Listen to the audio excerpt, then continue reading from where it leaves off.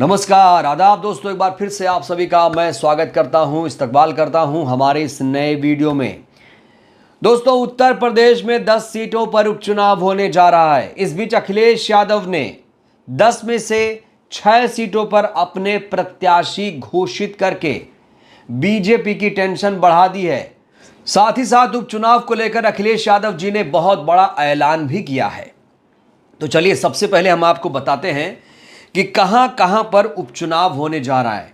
वैसे आपको यह बता दूं कि अभी उपचुनावों की तारीखों का ऐलान नहीं हुआ है और ये चुनाव कोई मामूली चुनाव नहीं है। जो ये जीतेगा वही 2027 में सरकार बनाएगा, ऐसे भी दावे किए जा रहे हैं। इसे सत्ता का सेमीफाइनल कहा जा रहा है। तो ये 10 सीटें देखिए आप। मैनपुरी की करहल सीट है, अयोध्या की मिल्कीपुर है, अंबेडकर नगर की कटहरी सीट है, मुरादाबाद की कुंदरकी है, अलीगढ़ की खैर सीट है, गाजियाबाद की गाजियाबाद सदर है, मुजफ्फरनगर की मीरापुर सीट है, प्रयागराज की फूलपुर, मिर्ज़ापुर की मझवा, कानपुर सीसा मऊ, यहाँ पर उपचुनाव होने जा रहा है। इस बीच समाजवादी पार्टी ने 10 सीटों में से 6 सीटों पर अपने प्रत्याशियों के नामों की घोषणा कर दी है। दोस्तों, जैसा कि आपको मालूम है कि समाजवादी पार्टी इंडिया गठबंधन का हिस्सा है, यानी कांग्रेस पार्टी से उत्तर प्रदेश में उसका गठबंधन चल रहा है। अभी गठबंधन टूटा नहीं है। कांग्रेस पार्टी की तरफ से उपचुनावों में 5 सीटों की मांग की गई थी। वो कौन सी सीटें हैं?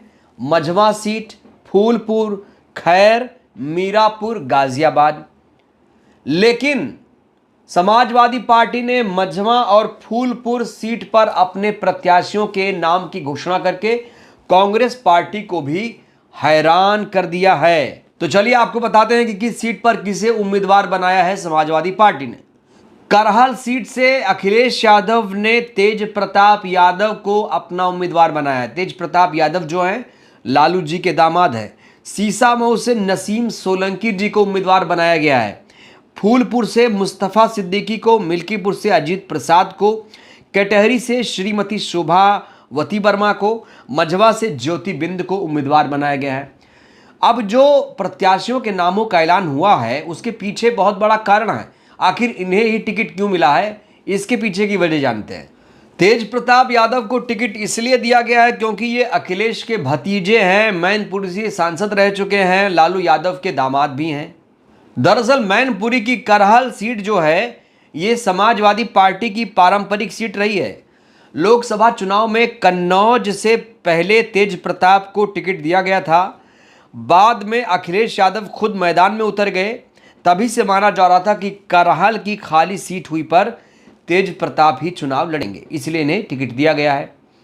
अब नसीम सोलंकी जी को टिकट क्यों दिया गया है? सबसे बड़ी बात यह कि ये इरफान सोलंकी की पत्नी है। इरफान सीसामऊ से 3 बार विधायक रह चुके हैं। समाजवादी पार्टी ये मान रही है कि इरफान सोलंकी को फंसाया गया है।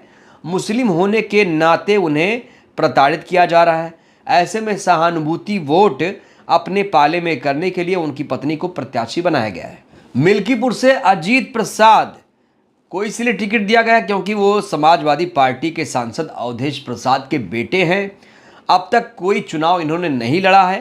अवधेश प्रसाद यहाँ से 9 बार विधायक रह चुके हैं। वो अपने बेटे को राजनीति में लाने का प्रयास लंबे समय से कर रहे थे। अयोध्या सीट जीतने के बाद पार्टी में अवधेश प्रसाद का कद बढ़ा है। ऐसे में सपा ने अजीत को टिकट दिया है। अगर मैं शोभावती वर्मा जी की बात करूं तो ये अंबेडकर नगर से समाजवादी पार्टी सांसद लालजी वर्मा की पत्नी है। जिला पंचायत अध्यक्ष रह चुकी हैं। लालजी वर्मा पहले बसपा में थे, फिर समाजवादी पार्टी में आए और सपा में आने के बाद कहा जा रहा है कि इनका प्रभाव अभी भी कायम है।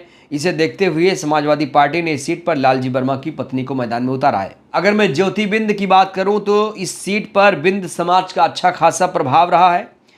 रमेश बिंद यहाँ से विधायक भी रह चुके हैं। रमेश बिंद की बेटी हैं ज्योति बिंद और इसलिए नई पीढ़ी को मौका देते हुए उनकी बेटी को यहाँ से प्रत्याशी बनाया गया है। आपको बता दें, रमेश बिंद साहब ने मिर्ज़ापुर के लोकसभा सीट पर चुनाव लड़ा था, लेकिन वो चुनाव हार गए थे। और अगर मैं फूलपुर सीट की बात करूं तो 3 बार विधायक रह चुके हैं। मुस्तफ़ा सिद्दीकी जी ने टिकट दिया गया है। 2002 से 2012 तक सोरांव से विधायक चुने गए। 2017 में प्रतापपुर सीट से विधायक बने थे। 2022 में समाजवादी पार्टी में शामिल हो गए। टिकट इनको इसलिए दिया गया है क्योंकि फूलपुर सीट पर मुस्लिम की संख्या ठीक ठाक है, ऐसे में मुस्लिम वोटर्स को साधने की कोशिश है, उन्हें इसलिए यहां से टिकट दिया गया है। तो आपने देखा अखिलेश यादव ने जो टिकट का बंटवारा किया है पीडीए को ध्यान में रखते हुए किया है, लेकिन यहां पर कांग्रेस को एक झटका लगा है क्योंकि मझवा और फूलपुर सीट कांग्रेस पार्टी चाहती थी। अब माना जा रहा है कि 3 सीटों पर कांग्रेस पार्टी अपने प्रत्याशी उतारेगी, खैर, मीरापुर, गाजियाबाद। इस बीच अखिलेश यादव जी ने एक बहुत बड़ा बयान दिया है। उत्तर प्रदेश में होने जा रहे उपचुनाव को लेकर अखिलेश यादव ने बड़ा ऐलान करते हुए कहा है कि सभी विधानसभाएं इंडिया गठबंधन समाजवादी पार्टी जीतेगी, बची हुई सीटों पर बातचीत करके विचार करेंगे। जो बची हुई सीटें हैं, खैर है, मीरापुर है, गाजियाबाद है और एक कुंदरकी सीट है, तो इस पर विचार किया जा रहा है। कांग्रेस और समाजवादी पार्टी का गठबंधन टूटेगा नहीं।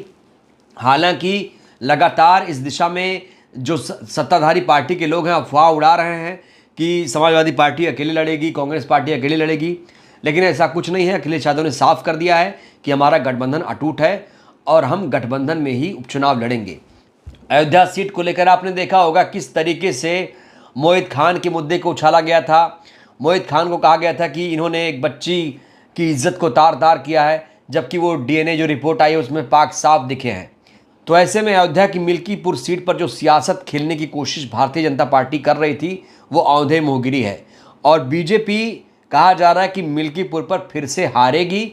जिस तरीके से वो अयोध्या लोकसभा चुनाव में हारी है, ऐसे ही मिल्कीपुर सीट भी वो गंवा देगी। बहरहाल दोस्तों, इस वीडियो में फिलहाल के लिए बस इतना ही। ये वीडियो कैसी लगी आपको, उपचुनाव को लेकर आप लोग क्या सोचते हैं, किसके पक्ष में नतीजे जाएंगे, अपनी प्रतिक्रिया आप लोग भी दीजिए। बहुत बहुत धन्यवाद, शुक्रिया।